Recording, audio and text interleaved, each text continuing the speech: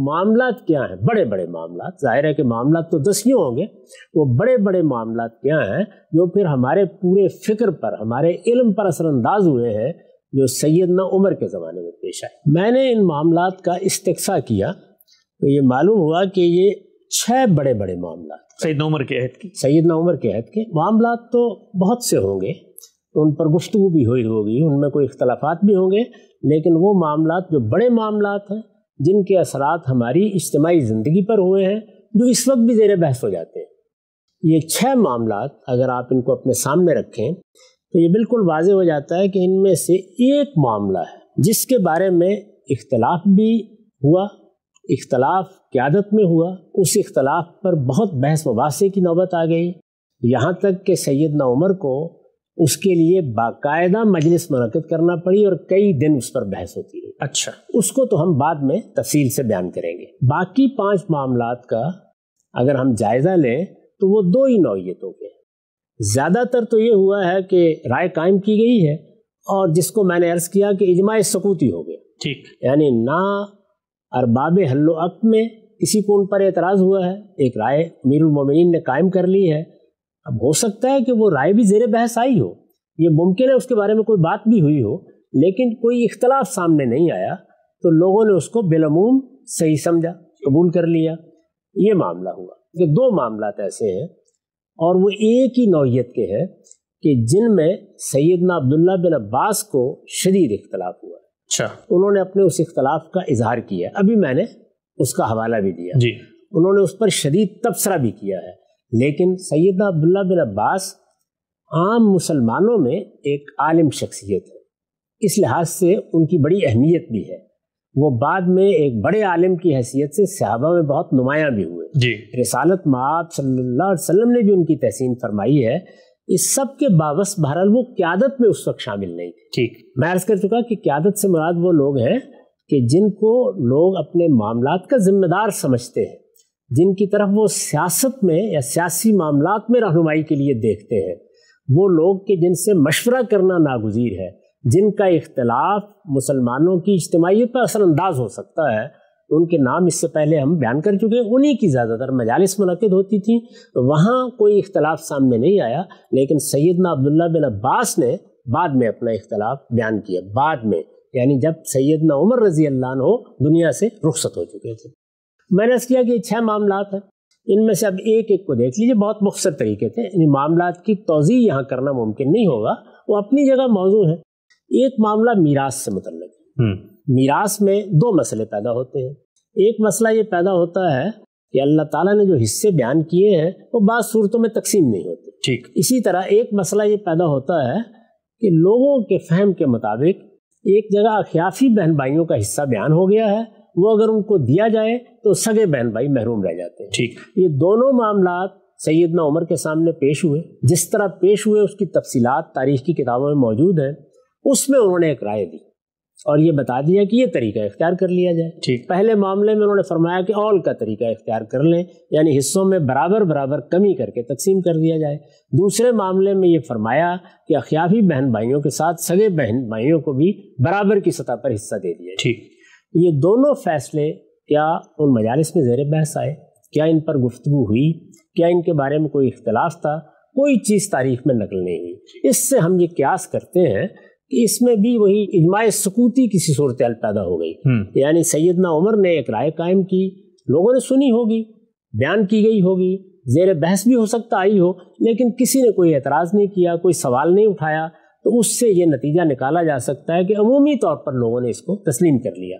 سیدنا عبداللہ بن عباس کو جو اعتراض تھا اس کا میں حوالہ دے چکا، لیکن وہ مسلمانوں کی اس وقت کی قیادت میں شامل نہیں تھے۔ ٹھیک، دوسرا معاملہ تراویح کا ہے۔ ہم سب جانتے ہیں کہ رسالت مآب صلی اللہ علیہ وسلم کے زمانے میں جس طرح تراویح اب پڑھی جاتی ہے اس کا رواج نہیں تھا۔ اس کی بھی میں یہاں تفصیلات بیان نہیں کروں گا کہ رسول اللہ کے زمانے میں کیا صورت تھی، سیدنا صدیق کے زمانے میں کیا صورت تھی۔ بہرحال سیدنا عمر نے اس کو ایک خاص صورت دے دی۔ وہ خود تو شریک نہیں ہوئے، لیکن انہوں نے دیکھا کہ مسجد میں لوگ اس طرح نماز پڑھ رہے ہیں کہ کوئی تلاوت کر رہا ہے، کوئی تنہا کھڑا ہے، کسی نے امام کھڑا کیا ہوا ہے، اس کو انہوں نے بدنظمی سمجھا اور نظم پیدا کرنے کے لیے لوگوں سے کہا کہ ایک امام مقرر کر لیا جائے۔ چنانچہ ان کی ہدایت کے مطابق ایک امام مقرر ہو گیا، اس سے ایک بڑی روایت قائم ہوئی، تراویح کی روایت جس کو ہم کہتے ہیں۔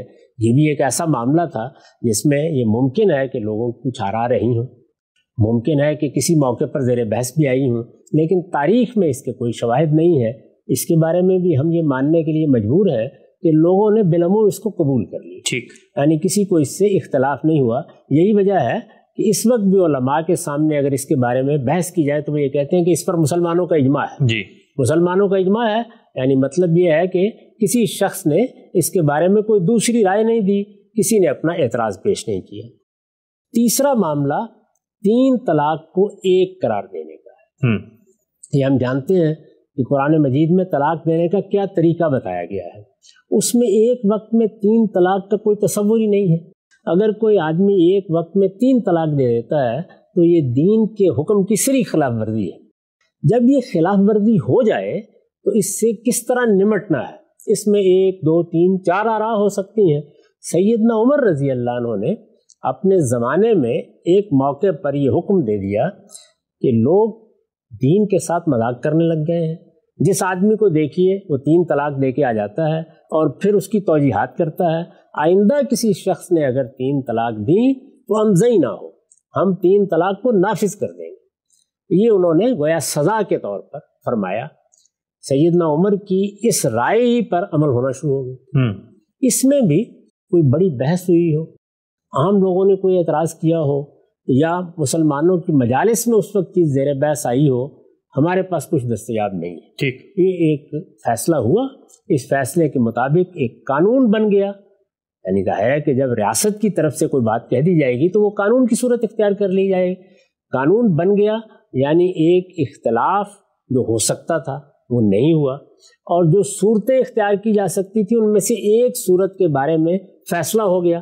جب اس کے بارے میں فیصلہ ہو گیا تو اب اس سے اختلاف کی بھی گنجائش نہیں رہی۔ یہ صورتحال ہے جس صورتحال کو آپ 3 طلاق کے معاملے میں اگر تفصیلات میں جائیں تو دیکھ سکتے ہیں۔ بعد میں اس میں بڑی بحثیں پیدا ہوئی ہیں، وہ ہم سنتے رہے ہیں۔ میں صرف یہاں حوالہ دے رہا ہوں کہ اس میں بھی سیدنا عمر کا ایک فیصلہ ہے جو نافذ ہوا ہے، اور بعد کے فقہاء نے اسی فیصلے کو قبول بھی کیا۔ چوتھا معاملہ عام الرمادہ میں سزا کا ہے۔ یہ معلوم ہے کہ ہمارے دین میں بعض جرائم کی سزائیں اللہ تعالیٰ کی طرف سے مقرر کر دی گئی، ان میں سے ایک چوری کی سزا بھی ہے۔ اس میں یہ سوال پیدا ہوتا ہے کہ کیا یہ تنہا سزا ہے یا انتہائی سزا ہے؟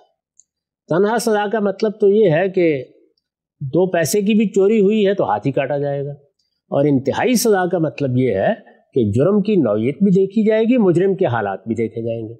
مجرم کے حالات کی رعایت کر کے کیا اس کو یہ سزا نہ دینے کا فیصلہ کیا جا سکتا ہے؟ سیدنا عمر نے کیا، قحط پڑ گیا، انہوں نے یہ فرمایا کہ اس صورتحال میں جو غریب لوگ کوئی چیز چرا لیتے ہیں میں ان پر اس سزا کا نفاذ نہیں کروں گا۔ اسی طریقے سے جنگ و جدال کی نوبت آئی ہوئی ہے، لوگ لشکر لے کے نکلے ہوئے ہیں، اس میں کسی شخص نے شراب پی لی ہے، وہاں پر بھی اس طرح کے معاملات زیر بحث آئے۔ تو جرم کی نوعیت اور مجرم کے حالات کا لحاظ رکھنا ضروری ہے، یہ سیدنا عمر کا فیصلہ تھا۔ یہ فیصلہ بھی ہوا، اس فیصلے پر عمل بھی کیا گیا۔ اس کے بارے میں بھی ہم تفصیلات سے واقف نہیں ہیں، یعنی یہ نہیں معلوم ہوتا، اور جب نہیں معلوم ہوتا تو اس سے وہی نتیجہ نکلتا ہے، یعنی بالبداہت وہ نتیجہ نکلتا ہے کہ کسی نے اعتراض نہیں کیا، ان کے فیصلے کو قبول کر لیا گیا، ایک عمومی اتفاق اس پر ہو گیا، اگرچہ وہ خاموش اتفاق ہے۔ اس خاموش اتفاقی کو ہم اجماع سکوتی سے تعبیر کرتے ہیں۔ جی، جو معاملہ فی الواقع بہت بڑے پیمانے پر زیر بحث آیا، جس معاملے میں اختلاف سامنے آ گیا تو رویے بھی سامنے آ گئے، وہ سواد عراق کی زمینوں کا۔ اچھا، یہ معلوم ہے کہ سب سے پہلے جو کاشتکاری کے قابل یا باغات کی زمینیں فتح ہوئی ہیں وہ خیبر کی زمینیں۔ جی، رسالت مآب صلی اللہ علیہ وسلم نے ان کے بارے میں یہی طریقہ اختیار کیا تھا کہ 5واں حصہ ان میں سے نکال لیا جائے اور باقی مجاہدین میں تقسیم کر دی جائے۔ رسالت مآب صلی اللہ علیہ وسلم کے فیصلے کی نوعیت کیا تھی، وہ کس چیز پر مبنی تھا، اس پر اس وقت ہم بحث نہیں کر رہے۔ جب بڑی بڑی فتوحات ہوئیں اور وہ علاقے بھی فتح ہو گئے جن کو قدیم ترین تہذیبوں میں بھی زرخیز ترین علاقے مانا گیا ہے، یعنی سواد عراق کے علاقے، یہ لاکھوں ایکڑ پر پھیلی ہوئی زمینیں ہیں. یہ زمینیں جب فتح ہو گئیں تو سیدنا عمر رضی اللہ عنہ نے اپنی اس رائے کا اظہار کیا کہ میرے خیال میں یہ مجاہدین میں تقسیم نہیں ہونی چاہیے. اس طرح یہ زمینیں نجی ملکیت میں چلی جائیں گی اور بعد میں آنے والی نسلیں ان سے محروم ہو جائیں گی، ان کے فوائد سے محروم ہو جائیں گی. اس لیے میں سمجھتا ہوں کہ یہ قومی املاک کی حیثیت سے رہنی چاہیے اور ان پر ہمیں خراج عائد کر دینا چاہیے. یہ ان کی رائے تھی.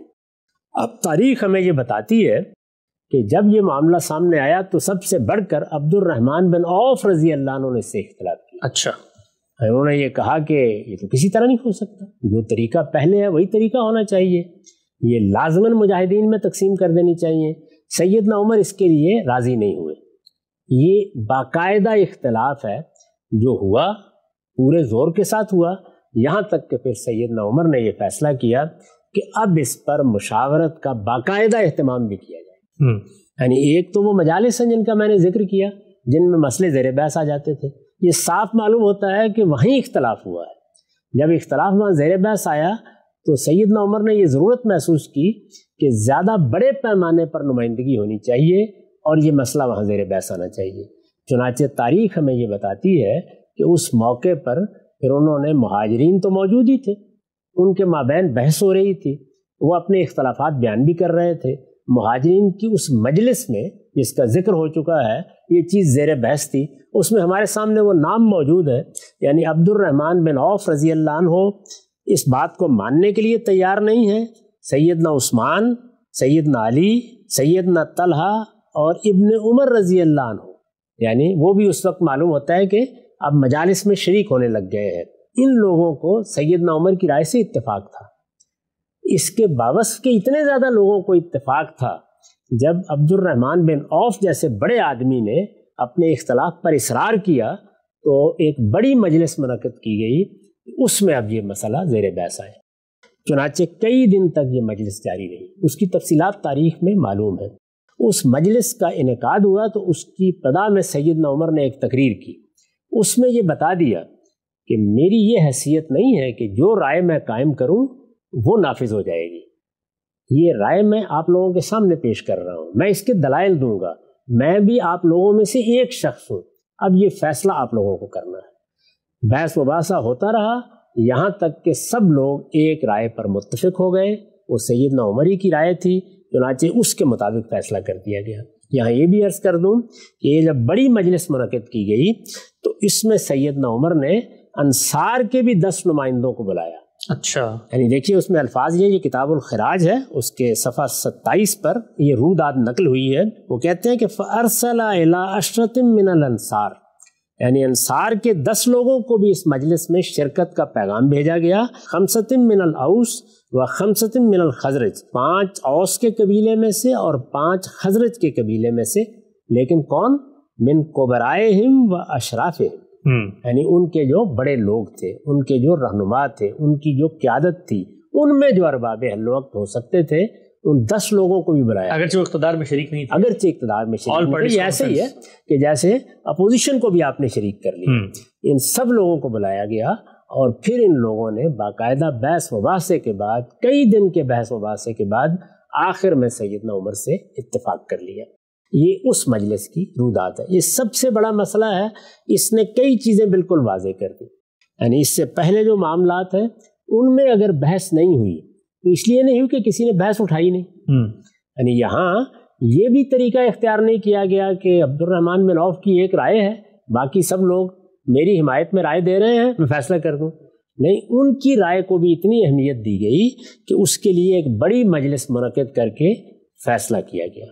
سیدنا عمر کے عہد کے بڑے واقعات یہی ہیں. آخری واقعہ جو اس معاملے میں پیش آیا وہ نئے امیر المومنین کے انتخاب کا واقعہ ہے. یعنی جب سیدنا عمر پر حملہ ہو گیا، ابھی وہ دنیا سے رخصت نہیں ہوئے تھے، اس وقت انہوں نے یہ فیصلہ کیا کہ میرے بعد اقتدار کس طرح منتقل ہوگا. یہ آخری فیصلہ ہے جو ان کی طرف سے ہوا اور جو پھر ایک نئے دور کی ابتدا کا ذریعہ بھی بنا.